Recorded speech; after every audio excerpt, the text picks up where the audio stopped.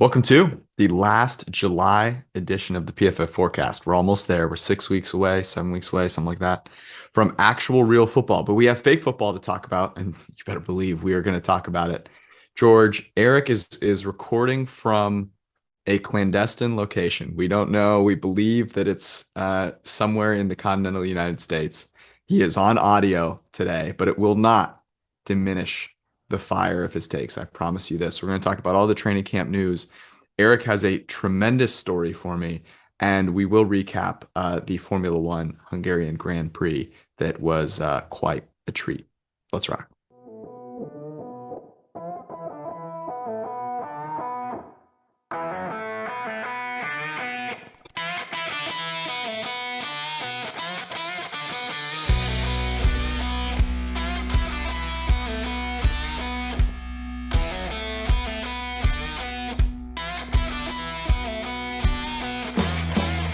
Eric, can you give the viewers and myself, honestly, because I feel like I'm along for this ride, a little picture, a little description of where the hell you are? Well, I'm like 40 minutes or so away from like where my wife grew up, which is like kind of the middle of nowhere, Wisconsin.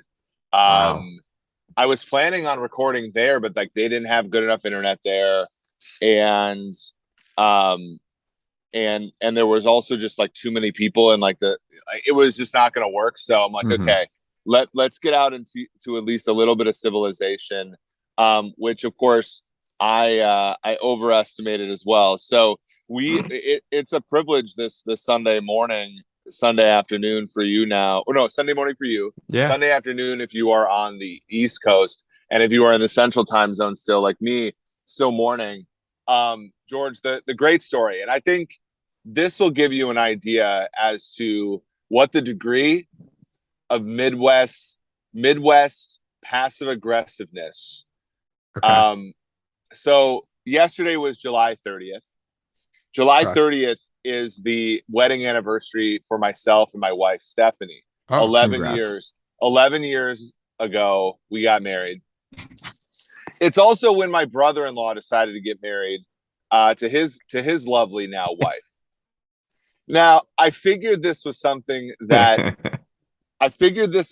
that we all like knew and just didn't care Hmm. about, which I'm Hmm. perfectly fine with. Right. Or it's yeah, like whatever. So, as you know, I was in Philadelphia last week. I was meeting with a few teams, and then I was doing the Wharton class and all that. So I get back about 9 o'clock last night. I wake up, I drive the 3 hours to get to to the wedding, and I pick up some flowers on the way, of course, because it's my wife and my anniversary. I walk past my soon to be married brother in law, and he goes, "What are those for me?" And I go, "No, they're for your sister, my wife." He goes, "What do you mean?" I'm like, "Well, it's our anniversary today." He goes, "Wait, it's your anniversary today?" I'm like, "Yeah." And he looked about Oh no. as like dumbfounded slash like whatever as and again, Hmm. for somebody like me, like I don't care, like Right. it's whatever. I figured you took it up with your sister before getting married on her wedding day, but Hmm. it's no, they just didn't talk about it. That's like the Midwest passive aggressive, like we just didn't talk about it story.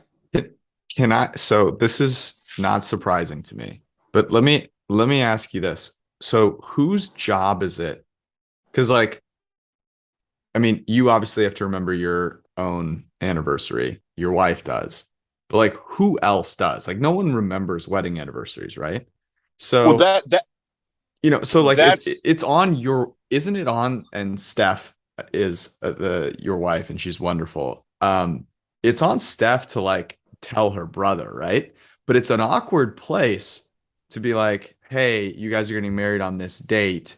Like after this point in time, like it's not like you guys your wedding anniversaries are ever going to get in the way of one another, right? Like that's not a problem. Like that's an easy thing to share.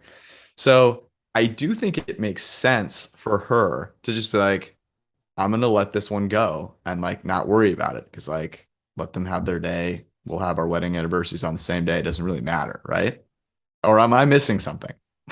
Yeah, I don't think it's like a bad. I don't think there's anything wrong with it other than the moment where like, well, why didn't you tell me? It's like, well, Like, But I I don't mean, think that that's the thing. I don't think I think it was the right way to go about it, because if you tell someone, then you've got to, I mean, because then you're in the position of like, well, do I change the wedding day? But that doesn't make sense. It's like, that's ridiculous. But then you've got this awkwardness. So it's funny because I'm not sure if there's a way to avoid that kind of awkwardness other than Eric, you just not bringing flowers and them not knowing, and then you're in the doghouse right. I because mean, you haven't done anything special. I think this is where you get to the fork in the road, which is like, just as a husband in general, you're just screwed. Hmm. Like, Yep. there's really nothing you can do. Um, Yeah, but you yeah, were that you that were in a was tough spot. yeah, I was in a tough spot. At Um, least I will say this though, like at least you remembered. And like the long-term ramifications, certainly you chose the right path given that, because had you like somehow let the wedding get in the way of you remembering, you would have been in big trouble. Although I'm guessing that when the wedding date came up, Steph was quick to remind you that that was your wedding anniversary. it was, yeah, all those things are true. Yep. Okay. Okay. Um, That's absolutely incredible. you also had the meltdown by one of my daughters because she couldn't sit close enough to the bride and groom. Uh-oh. That was a priv. Um, you I'm know, sorry. it Did was you also okay. like 100 degrees out, and I was like a little dehydrated, and so like I was just like Smart. sweating bullets in Did the you front of the did you outdoor sweat wedding. did you sweat any bets out though? That's what I really wanted to know. Oh, Were so you the guy in the back betting during the wedding? let's give a syndicate update. So Yes. this week hasn't been the best week for me betting. As I told Drew and you, I basically lost every WNBA bet on Sunday, which is ironic because it was the day I could bet legally because I was in Pennsylvania. Hmm. But then yesterday, and then it was kind of a down week, down week, down week. I did not get Montreal to hit. I did not get my Saskatchewan Rough Riders hit. Oh However, I no. had my biggest bet of the week on the Winnipeg Blue Bombers, and they did come through and win yesterday. So I'm more or less back to even for the week, maybe a little less. And there are 5 WNBA games today, George, for my drive home, and my drive through some legal states, namely Illinois and Indiana. So I'm excited for today. There's also CFL game. Toronto Argonauts -5 is what I've bet. I want to hear about your Formula One because I see the tweets. I see the tweets, and I wake up in time, Uh-huh. and then the legal books are not great for F1 bets, by the way. No. No. Just outrights and just like little kind of BS little offerings. And so like I still am to the point where I get to your Twitter feed and I'm like, do I really want to log in, decipher what he's meaning, Hmm. Hmm. bet size right based on the vibes Right. of your tweets. And so like that's where I get a little bit nervous on a Sunday morning. Yeah. Okay. Well, I'll give you a recap here. So, I was traveling yesterday, but a recommendation early in the podcast, by the way, is that Delta has a new Wi-Fi setup, and it's relatively cheaper than GoGo in flight, which normally does Wi-Fi for flights, and you can stream on it. So I managed to watch qualifying yesterday on an airplane on my iPad. And qualifying was really interesting because Red Bull, Max Verstappen leading the championship by a significant margin, had some issues and qualified 10th. So he is way back in the pack. And George Russell with Mercedes has this amazing lap in the final qualifying round and manages to take pole position, which is big in Hungary. It's one of the harder places to overtake. So starting on pole is really important. But the two Ferrari drivers, Charles Leclerc and Carlos Sainz, are certainly the two fastest cars on the grid. And they are starting in second and third. Leclerc actually in third, and third is on that track better place than second because of your line that you have. So Leclerc is actually the favorite. George Russell is 4-1. Now he's starting in first in front. He obviously it was his first pole, so it was kind of a big deal. He's kind of got that happy to be here sort of situation. But he's 4-1. His name is George. He's also a really good driver. So like, I mean, I'm obviously taking I that, mean, and right? yeah, of all the vibes, Yeah, the feature space of all vibes is all ones. exactly. For So you, so yeah. there was that, but there's the backdrop, as I talked about last week, of never again Ferrari. I'm never betting Ferrari again because they are a disaster when it comes to strategy. To put this in context for you, so pole positions we've talked about, very important in Formula One. That basically gives you an indication of the fastest car in any given in one lap on the entire grid, right? In Formula One. Leclerc, the number one Ferrari driver, has 7 pole positions. Okay, Mm-hmm. that is 4 more than anybody else, and yet is way behind Max Verstappen for the championship. Okay, so what does this tell you? This tells you he is a really good driver in a really good car, and something is going wrong in the race, and that something is either strategy or his car decides to blow up in the middle, and that's an engineering, a problem. So this has been a story going on for a while. I refuse to bet Ferrari. I'm not doing it again. So I bet Russell 4-1 to win. I figured that Lewis Hamilton, who's Russell's teammate with Mercedes, was going to be really energized by the fact that his, younger teammate managed to set pole, and so he was going to really kind of go for it. So I bet him to podium at plus 225. I stupidly bet some McLaren as well. We don't need to talk about those; they stink. And those were my bets. But I avoided the Ferrari, the Ferrari.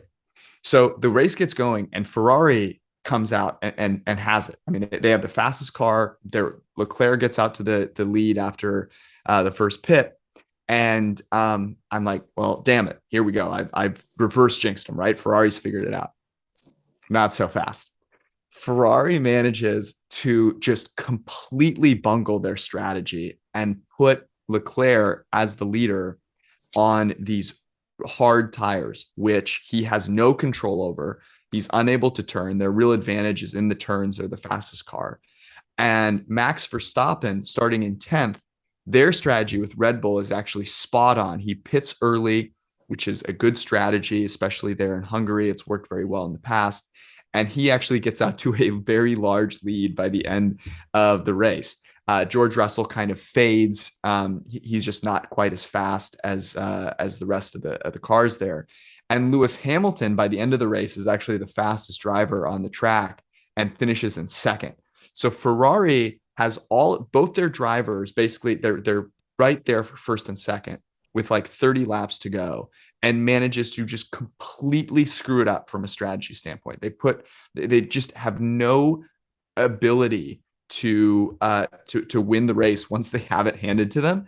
And like at one point, their general manager, basically, for lack of a better term, gets off of the pit wall. Like he sits like right there on the pit wall, gets up and just leaves and goes and walks into the trailer in the back. They are just getting their ass absolutely handed to them. At the end of the race, they interview Leclerc, and he's just like, yeah, I don't understand it. I don't know what's going on. I don't know why they make these decisions. It doesn't make any sense to me. So I thankfully have not managed to reverse jinx Ferrari. They are still an absolute team of disaster.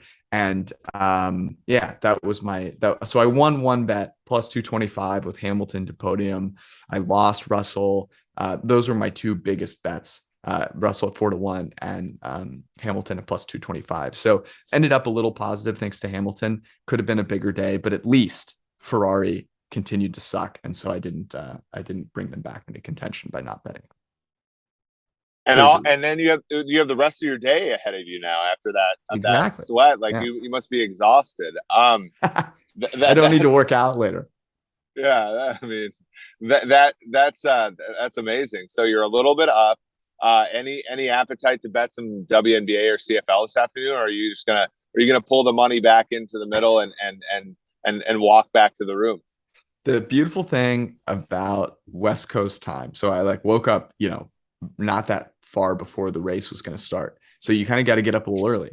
But now the day ahead of me, see, unlike you, my next sweat will be the workout that I do, in the driveway this afternoon. I will be dedicating my entire Sunday to work because A couple yeah, of objections. What yeah, A, you're going all Terrell Owens and working out in the driveway. yep. B, unlike me, as if I haven't been, I don't have a kettlebell and a jump rope in the back of my car right now. I so does that mean you're going to get out on the side of the road and do a workout like Liver King style? Maybe. I I We'll need see. I need video evidence of that. By the way, I would pay to see Eric Eager and Liver King work out together. I think that'd be incredible. Let's talk a little football.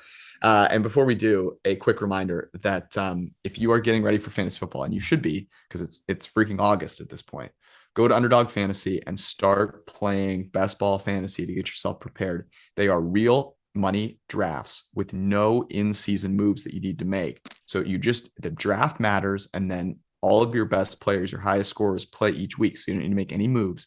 And you can enter in their $10 million Best Ball Mania tournament where there are millions of dollars up for grabs. And here's the deal: use promo code PFF, get your first deposit doubled up to $100, which is awesome. You can play tons of tournaments for that. And then if you play 10 of those dollars with promo code PFF, you get a free PFF subscription. So it's a great deal. All of our fantastic fantasy content there to help you dominate, strategy from every single one of our analysts, obviously all of our projections, and all of the different rankings across those analysts as well for you to take advantage of, plus grades and data. And word on the street is that you will be getting a new and improved PFF fantasy experience coming your way very, very soon. So you should go take advantage of that fantastic offering. Also hearing word on the streets, I can neither confirm nor deny that there's a PFF mobile app out there that is being tested at this moment that you can download this coming month. I don't know. I don't know anything, Eric. I'm not the person that knows any of this stuff. So I'm just telling people what I've been hearing, but that is the word on the street. Let's talk training camp. How much do you enjoy being back in the training camp videos and people using training camp as this like massive data point to determine the way that the season is going to go? I mean, I love it. I think people got mad at me yesterday because our fantasy football accounts had stopped doubting Tua, and I quote tweeted it and said no. It's going to take one. It's going to take more than one big play in a training camp by the third best team in the AFC East to get me going. Okay. But no, I mean, this stuff, it's nice, when a guy like Romeo Doubs, which by the way, we thought it was Doubs and then it's Dubs and now it's Dobbs. Mm-hmm. Romeo Doubs is like, has the trust of Aaron Rodgers. I think that is a thing. It's nice that Sky Moore is as good as we all thought, has looked as good as we all thought he was supposed to. Zeke remains Zeke. Leonard Fournette somehow went on Nutrisystem for 2 weeks and is back down to 242 or whatever the heck that was. All those things like matter. There's probably, some signal that's like, oh my God, Daniel Jones still looks like shit. Like, I think Mm-hmm. that would probably, hurt. Yeah.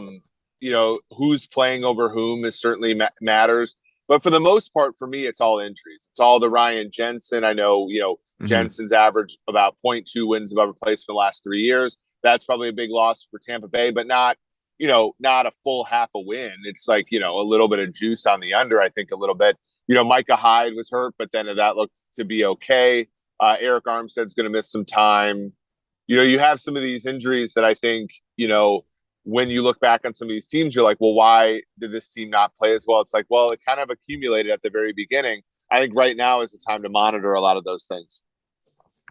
Yeah. So I want to start what I think you make some really good points. The Tua thing is absolutely hilarious, but like, I think it's because Tyreek Hill's new podcast is actually interesting to listen to. It's funny, but it's interesting. And he has created a lot of buzz around the Tua stuff. He was running around screaming, "Get your popcorn ready!" before training camp, the actual thing started. And he looks fast, not surprisingly. and the throw was on the money. But it's like, if you're going to make, if you're going to make a prognostication on that, or for that matter, if you're going to read into like a rookie throwing a bad interception or a young player throwing a bad interception in camp, I mean, you're on crystal. But I think there are some important storylines. And so I don't know that Ryan Jensen is my number one storyline. I have one that I actually have two others that I think actually matter. You mentioned the Green Bay one, which I'd like to talk about here in a second. But to the Ryan Jensen point, where have we seen Tampa Bay and Tom Brady struggle? It's been when the offensive line has been hurt, right? I mean, they've been the best team in the NFL when their offensive line is intact. And when they are not, it has been a struggle. You remember Ali Marpet getting injured.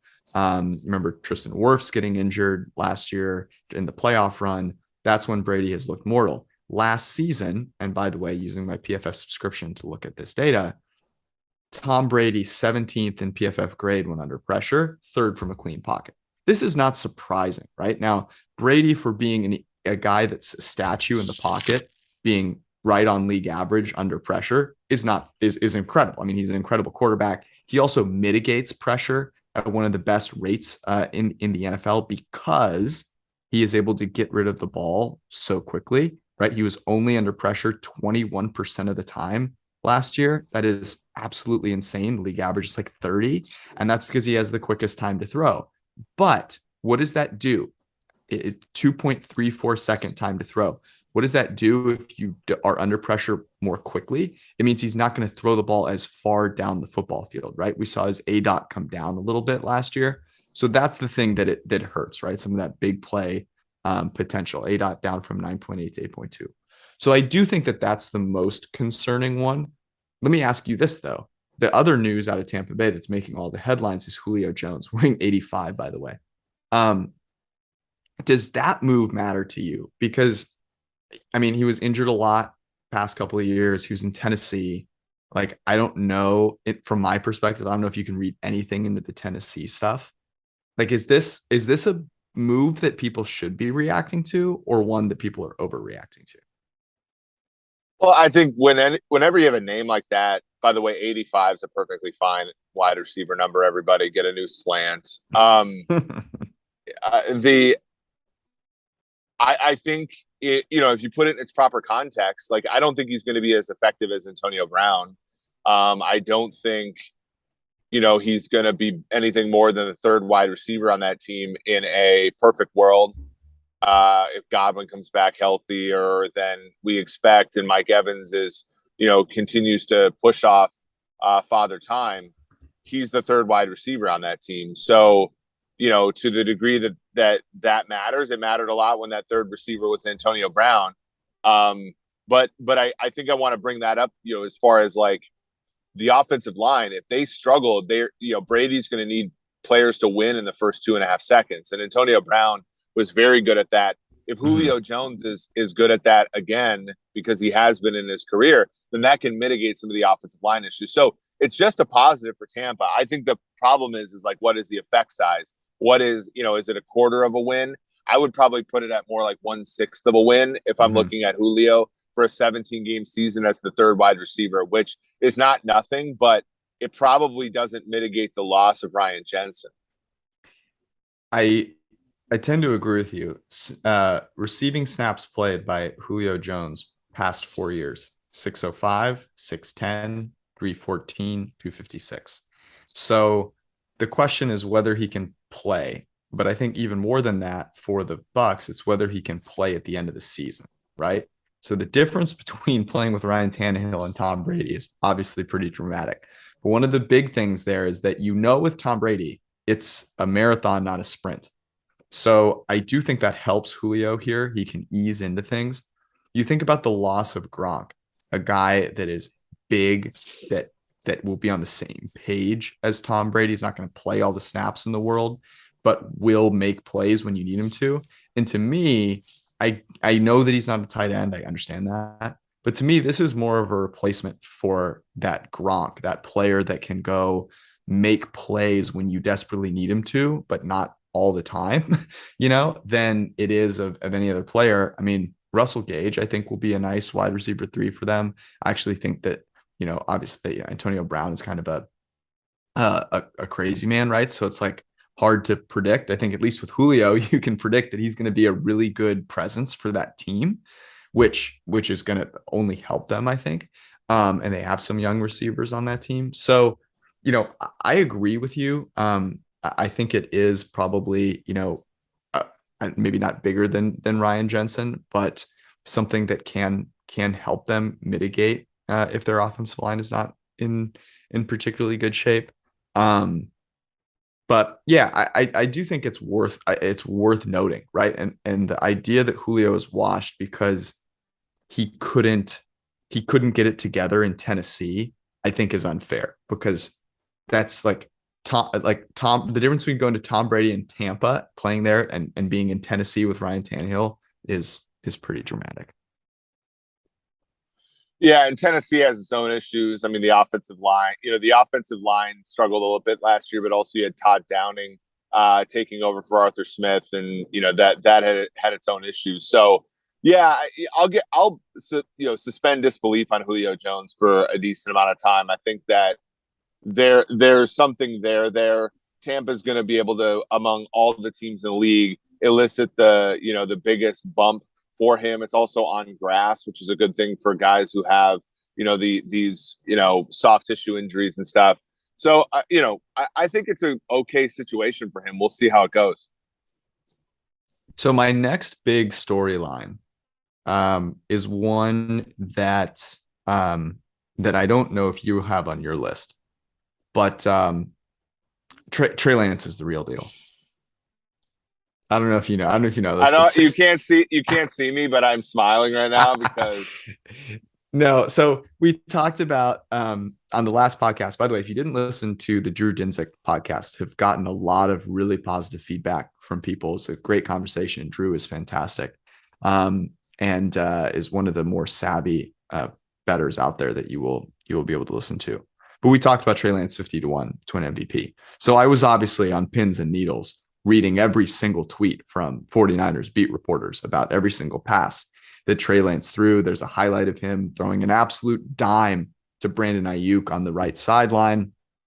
He threw one bad interception, but it was to Fred Warner, which I just see as affirmation that Fred Warner is worth all the money and that he's going to be defensive player of the year candidate this year. I'm joking, actually. I'm not going to go all in on Trey Lance after one training camp video. But the 50-1 MVP bet lives, and that's what I needed, right? I needed a little bit of confirmation that it's there, it's alive, because I'm going to Vegas and I'm making a big bet on Trey Lance MVP. 50-1. Can you imagine? I mean, that celebration, even if he's like in the running with like 14, at week 14 or something like that, I would be an absolute treat on this podcast. You wouldn't know what to do with yourself. I have a few longer shots for the syndicate that are similar. I have, the 18-1 on CeeDee Lamb to lead the league in receiving. I have a 20-1 on Kevin O'Connell to win Coach of the Year. And then what's CD right now? Has that changed? I think I have to look. I still think it's 18-1 or so. Those markets don't move a ton, and they're not. Yeah. There's a decent amount of hold there. So, I believe unless you're looking at Circa, and I don't even know if Circa will allow you to bet the other side of something like that. But for the most part, you can't bet the no on props like that. So right. It's a little trickier. What are the limits? Sorry, I don't know. What are the limits right now on those that you think you could get? Like if I were to go out to Vegas, what do you think I could get limit wise right now? Well, at a sports book, if you put down more than I believe $1,000 on a bet, you have to register, right? And so I'm guessing you can get $1,000 to $5,000 on one of those. Okay. I mean, maybe not on a prop like that, but like I know with some paper heads, like I'm basically 500 is a limit for some of these futures. I'm not putting 500 on any of these things that are going like 50-1 or so, but you do if you put $100 on something like that, it's a pretty, you could throw a pretty decent party with that. Yeah, Vegas is expensive though, so I'm gonna have to make sure that I put enough down. Um, sorry, I think I cut you off there. You were making a point. Go ahead. Well, I think that the 49ers are in a place where they've what I really like about what they did, and we have quotes about other quarterbacks where, you know, there haven't been as like, flowery. What I like what the 49ers did is they said, look, like we're being very definitive. We are not turning back to Jimmy Garoppolo. We're moving on with Trey Lance. The time is now for Trey Lance. They're also not saying things that should insult people. So like, I don't like it when teams like, oh, this is the best quarterback we've ever had. Like they're not doing that, Mm, but they're also not, saying, oh, this is the Mr. Right Now type of thing. Like hmm they're committing to him, which is a big deal. And the stats about Jimmy G, who we both like as a leader, but not necessarily as a tactician at quarterback. Like there's so much meat on the bone for Lance that this team could be really good. And it's whether or not you divvy the credit to Shanahan or Lance. And I think Shanahan's gotten enough credit in his career where sort of have fatigue on him to the point where like I think all the long shot bets on Lance are good ones. Yeah, I'm with you. I actually Plus he so could rush for 1,000 yards. He could rush for 1,000 right, yards. right. Um, sorry, that wasn't actually my second biggest storyline, but it does involve a quarterback, and I don't know if this is one that you would have. So another thing that you look for in camp, and this is the non-math side of me, which is what's the energy like in camp? So let me tell you an energy that I don't like in camp. The Miami Dolphins. Okay. Tyreek Hill on the microphone saying, get your popcorn ready. This huge moral victory of actually completing a pass downfield without pads on for Tua. I fade that to the moon. I could not absolutely fade that to the moon. And we already have both of us, I believe, some juice on some money on Dolphins under. But you know what I do like? I like when there's an edge. Okay, when there's a little chip on the shoulder, when there's just a little bit of intensity in Like a in microchip, like training what's camp. ever Yeah, inside of Aaron yeah, Rodgers' arm. yeah. And I don't know if you saw this, but Josh Allen got in got in a little bit of a tussle with the defense because the defense was a little too rough with him when he was running the ball in camp and started a little bit of a brawl, a little bit of fight. I love seeing that. Now, the Bills are the favorite. We've talked about this, and I still believe that the Bucs should be the favorite. But that kind of energy is the energy that I'm looking for in camp. So I like that. I like that from Josh Allen. I think if you're someone that does have some sort of money on the Bills this season in some way, whether it be Super Bowl or Allen MVP or any of those things, that's something that you do like to see. Again, it's hard to make a lot of stuff that's happening in training camp, but that is something that I like seeing. And I think that, from a Bills team that very easily could be kind of hanging a banner for all of their great offseason moves and the fact that they are the favorite, don't appear to be doing so. And that's really important. You have to like that if you are a Bills fan. I think the Bills are one of the better run franchises in all of the league, and hopefully they get to the window. That being said, I have placed a bet just based upon vibes and Mm-hmm. doubts. Did you Mm. see Patrick Mahomes standing at the podium looking like basically like Flash? I did not see that. He had like all red on basically, and it was like like a cross between Flash's suit and like my kid's pajamas. Okay. So, but like, can we pause for a sec? So Patrick Mahomes is getting, and granted, like we did look a little bit deeper at the data, and there is some truth to the Mm-hmm. whole like once he had to get to a second read last year, it wasn't as pretty as like it has been in previous years. So, Mm-hmm. like there has everybody just spent this entire offseason kind of taking little pot shots at Mahomes? I don't, Am I over perceiving that? I think you're over perceiving this. And I also think, you know, there, there's, I mean, he did not play that well last year. So, I agree. Yeah. there's some deservedness here too, which, I think is important to call out. And, you know, you mentioned Sky Moore at the top, which I thought was kind of funny because, of course, one throw, and we know that he was the right pick there. Um, but the behind the back pass for Mahomes, it's like all over social media, and I mean, it's fun and everything, but the Patrick Mahomes gets a lot of pot shots because the media makes a huge deal out of the like littlest things that Patrick Mahomes does because he does do some amazing things. So like we try and make mountains out of molehills with Patrick Mahomes. And so that's why he gets it. And it's totally deserved, like absolutely deserved.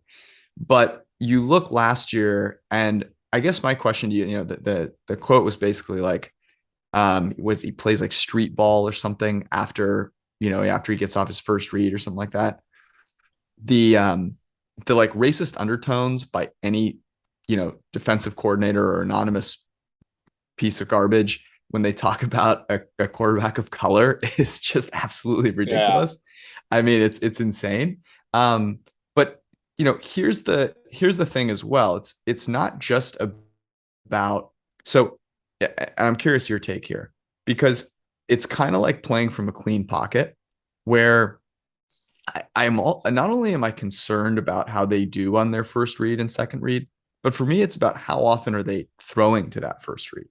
So, what concerns me, I think, more is that Mahomes threw to his first read 59% of the time, which is about 10 percentage points below league average.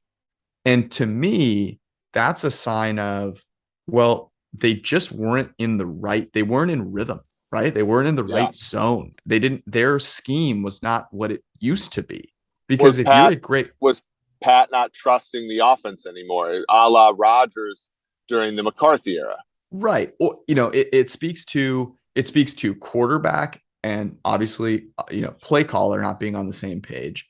But it also speaks to, in my mind, a lack of good communication, both on the football field and off.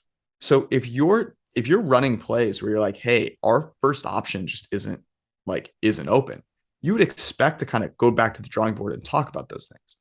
And to me, it makes me question whether there is that good communication. It also, Eric, who is their number one read on a lot of plays? It's got to be Tyreek Hill, right? Who's no longer there. I wonder if there was lack of trust in that. Was there lack of communication there? So I actually would look at this, garbage comment by someone about how, Mahomes is bad after his first read.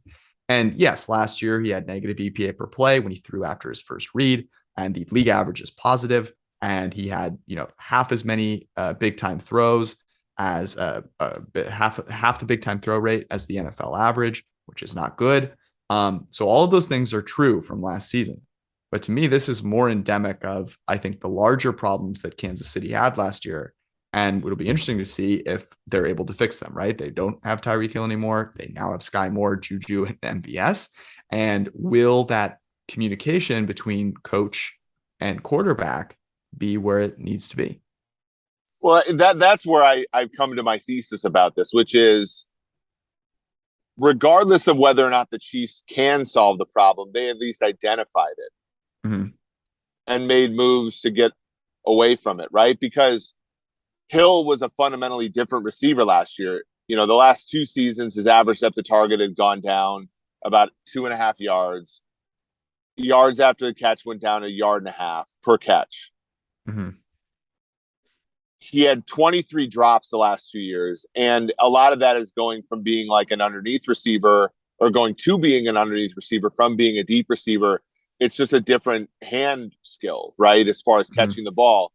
So, like, I would be more concerned if the Chiefs had kept Tyreek Hill and said, oh, we just have to execute better. I like Mm-hmm. the fact that they said, no, this was clearly a problem and we have to try to solve it. Now, I think it's the uncertainty is whether they solved it. But I at least think that I'm at least happy as a Chiefs fan that they actually identified a problem and like went to go to, to try to solve it as opposed to just either saying, oh, it's a problem of execution or, it's not actually a problem. It's just noise. At least they looked at it and said, hey, we're not actually, maybe our second read passes aren't great because our receiver depth is terrible. right? When, Mhm.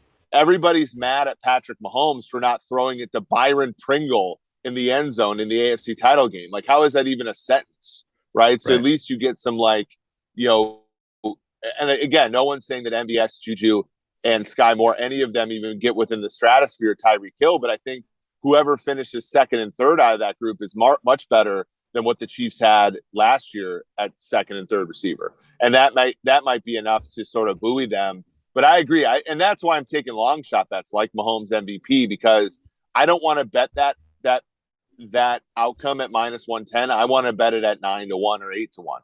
Mm-hmm. Yeah. No, it makes a ton of sense, and I agree with you. That's exactly why you would place that bet. Let's talk Packers here for a second, because they're actually, you mentioned Romeo Doubs there, and it was funny. I saw a tweet. Actually, this is from a PFF account as well, which was saying, like, don't sleep on the Green Bay Packers wide receivers.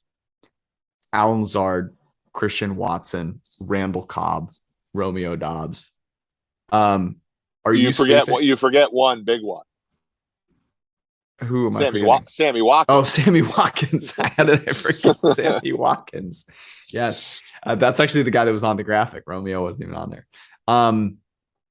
So what do you make of, because you know that if Christian Watson had made a single decent play, we'd be talking about it all over social media.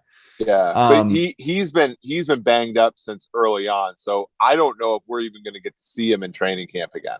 You've got Alan Lazard, and Aaron Rodgers apparently being, just great friends incommunicado.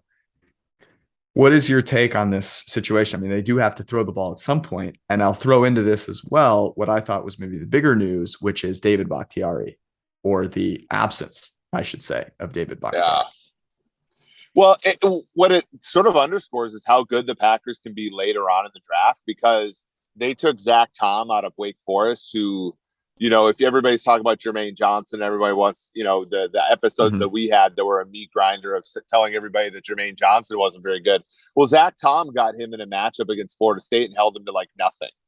And so, like, that's a very good ACC tackle that could come in and play. You have Elton Jenkins, who has position flexibility. There's hope that Bakhtiari will play, but I think that they're probably as poorly off as they were last year at worst, and maybe they get a little bit better. But without Adams there, they might have to hold up longer. I think if Doubs can be a good football player and gain the trust of Rodgers, and Lazard can be kind of who he's always been, and then the tight end Tanyan can play on the play action stuff, and they get Aaron Jones involved in the passing game, you might be able to see effective offense.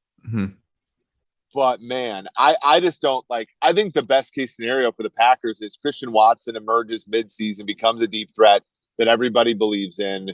It catches the league by surprise. The Packers offense adjusts faster than the league's defenses, and then they get somebody like Sammy Watkins to have a big game or two when they really need it, like the Chiefs did. He was never consistent, but he had the big games.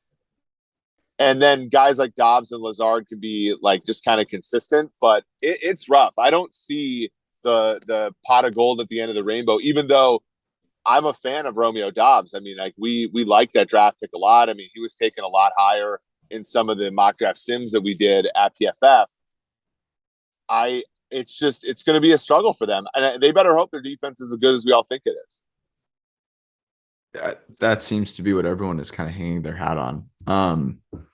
I like taking a shot though on a guy like Romeo Doubs. If you're drafting a fantasy team, like a late round flyer, because there's no reason to believe that Aaron Rodgers is going into the season making $50 million a year and is going to go, yeah, you know what? Like, I'm cool with the defense and the running game being the reason that we're good. Right.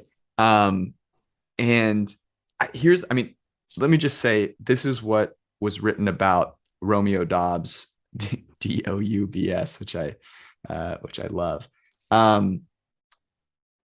in our draft guide. He was Carson Strong's top target at Nevada. 6'2", 200, and consistently separates downfield. Hometown, Los Angeles, California, by the way. I mean, his downfield ability, is I think something that if it is there, I mean, that's not something that the rest of the receivers necessarily have in spades. He also was a track and field guy, so he's got some speed. To me, this is the type of guy that could really emerge. And yeah, it would be surprising, I guess, if he was end up being better than Christian Watson, but it wouldn't be that big of a surprise, right? Like it wouldn't be. Those things kind of happen. So yeah, I would take a flyer on him, no doubt about it. What, if any, other storylines for training camp are you paying attention to, or is that wrap it up for you? That's it for me. I know we talked a little bit about the Kyler stuff. Oh yes. I think right now you have to assume that the Arizona Cardinals are a mess, and we said this last year too, and they jumped out of the gate extremely quickly. But just monitor that. I mean, they do get Rodney Hudson back, which is helpful. He's a very good center. The rest of the offensive line isn't very good. So if they would have had to go into the year without Rodney Hudson, it would have been rough for them. But man, without Hopkins for the first 6 games of the year, it's not going to be pretty, I don't think, for them. Defensively, Vance Joseph did a wonderful job last year. Can he repeat that this year? They're playing Isaiah Simmons more at like a safety kind of nickel role, which is interesting to say the least. So I would say, and that's another, possibility for the Lance bets, right? If you look at the NFC West, it used to be 4 teams that all had a pulse. And now you're talking about Seattle's, far cry from being any good. Arizona could take a huge step back. And then, it's basically the Rams who, the Niners have basically covered the spread against them how many times in a row, a million times in a row, it seems like. And the Niners who, win total of 10, but significant upside. I can't believe we didn't talk about this because I feel like we already have, but it's a good point. And maybe tell me if you think I'm wrong. There's no way around the fact that study for 4 hours clause was intentionally put in. I mean, there's no doubt about it, right? That does not make it into a contract unless you are doing so very intentionally. Okay. And then it gets out. How does it get out? Well, I'll tell you who didn't leak it. What do you mean? What are you gonna say? Oh, well, I think it's very important for our listeners to know this. This is, this is a worn out sort of thing that we've gotten from being involved on the B2B team side for years. Not everybody in every building agrees with every move. Mm-hmm. So I've gotten text messages from people in the league, basically texting me the F word after their team signs a player. Not everybody in every building believes in every single move that the team makes, right? So this is very clearly leaked by somebody within the Cardinals organization, or it wasn't even leaked. I mean, the contract is widely available, so you can read it. But this was very clearly pointed to by somebody in the organization who does not like that they extended Kyler Murray. Yeah. Well, that was going to be my point, right? Is it's not coming from, Kyler and his side of things, right? It's either it was caught by someone who reads all of the contracts. And I think that's definitely a possibility. But the only other possibility, right, is that it was somehow talked about either by a person that put it in there, right? Which it wouldn't shock me for someone, and I'm guessing it has to go all the way up to Steve Keim, right? It was yeah, we need this clause in there. It wouldn't shock me if Steve Keim was bragging to someone about the fact that he put the clause in there and that's how it leaked. I'll be honest with you. Yeah, but man, we put that in there. Don't worry, he's going to be studying his ass off this year. And it's wait, what? And then, someone checks. But the other option is your point, right? That it's someone else is exactly it. It's someone else in the organization who's yeah, can we believe we did this? we had to put this clause in there.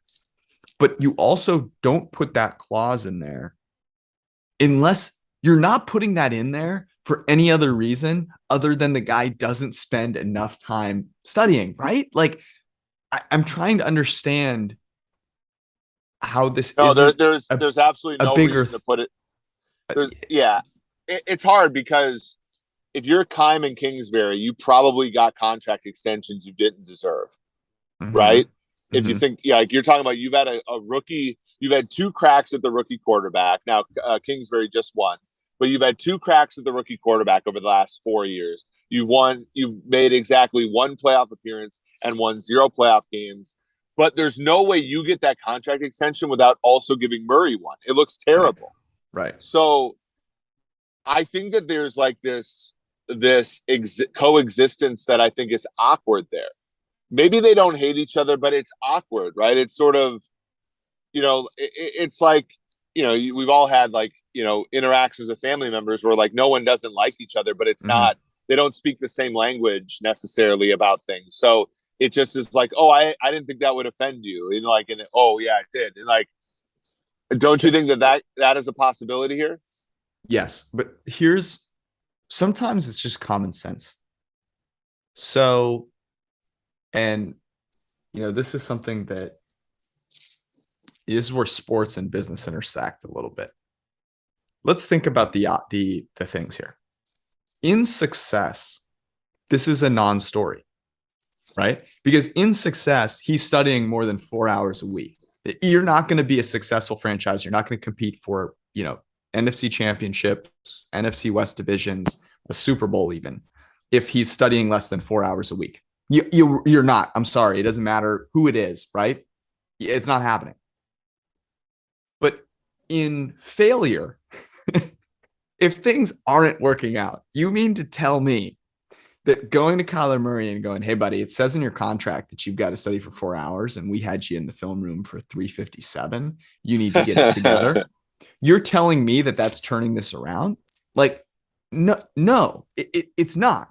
So putting this in the contract only serves to do harm because it gets leaked and now it's a story and now everyone's pissed. And in negotiating it, it also pisses off. I'm sure. Like, you're telling me that them putting that in there wasn't contentious? I mean, yeah.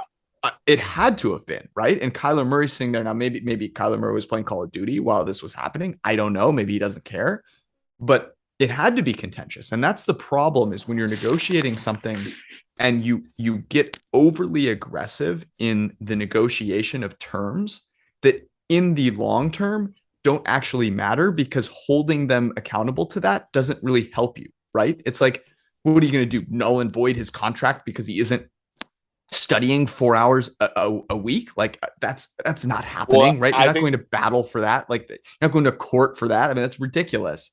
So to me, it's one of those things where this is just another example of poor business being done, and not, it's really important to play things out and think about whether this is worth having, right? Like, in success, this doesn't matter. In failure, if things aren't going well, it also isn't turning things around.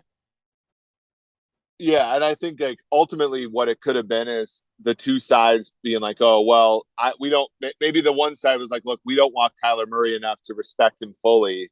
And then they give him this clause, which I think is disrespecting him somewhat. And then he actually signs it. And then somebody's like, well, look, Kyler certainly had the time to study because he's able to sign up for this when the money, I think it's just like one big, like, I call it acting out sometimes, like when you don't get your way and you try to like, flip over tables and stuff like that. Like, this was very clearly somebody on the, on maybe the other side of Murray acting out over, them putting something so ridiculous in the contract and then Murray signing it, which I think is also, if you're going to put something in there, you kind of want the player to be like, oh, go bleep yourself. Like, Right. this is stupid. Like, and when the player accepts it, you're like, well, how much does the guy actually care if if he can He's be willing to sign that? Yeah. Yeah. So like, I think it's like a big, and like I said, all this is to say that like, I'm just going to short the Cardinals for a while because I just don't know if this thing is functional. No, it's a good the point on him signing is a really, really good point. By the way, I saw a clip from Barstool Big Cat, our big friend, our friend Big Cat, and pardon my take. And he pointed out, and I actually don't, he could be just like completely bullshitting here, but this makes sense to me. Call of Duty comes out in the fall, and I guess his drop off coincides, like his second half drop offs coincide with Call of Duty coming out, which is absolutely hilarious. Somebody I made a graph of it. It's actually somebody made a graph of it, and it is like somewhat like stark the drop off in his like fantasy performance so once Call of Duty comes out. there's two things that I need to check on. Like, because he streams himself playing. I don't know if he's actually a Call of Duty player. That would be the first thing to check.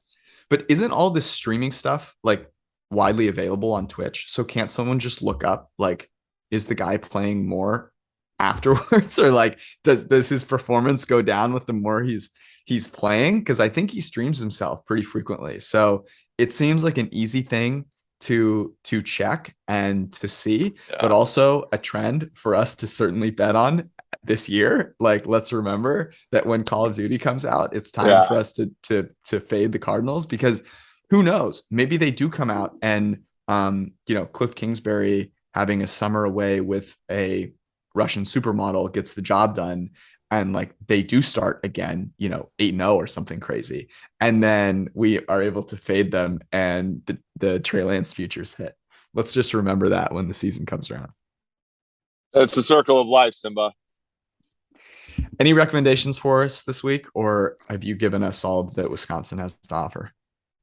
I okay, so I gave away the book that I was reading last time. Now I started this other one, which I think is really good. I got this as a recommendation from my friend Brant Tillis, who is the VP of player personnel for the Chiefs. Stolen Focus: Why You Can't Pay Attention and How to Think Deeply Again by Johan Hari. It is a very good book so far. I will say I've only gotten through a little bit of it, but if you enjoyed stuff like Deep Work by Cal Newport or any of the Cal Newport books, you will also enjoy this one.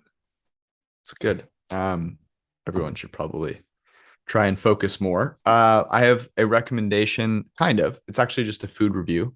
I'm here in Northern California in Menlo Park. I tried a place last night called Bird Dog. It is a fairly popular place in Palo Alto. It's supposed to be very, very good. I'll say it was good in some places, not great in others. They had what appeared to be like a Caesar salad kind of thing that was extremely woefully disappointing. They did have some good challah bread, and the bass was very good, and the drinks were pretty solid.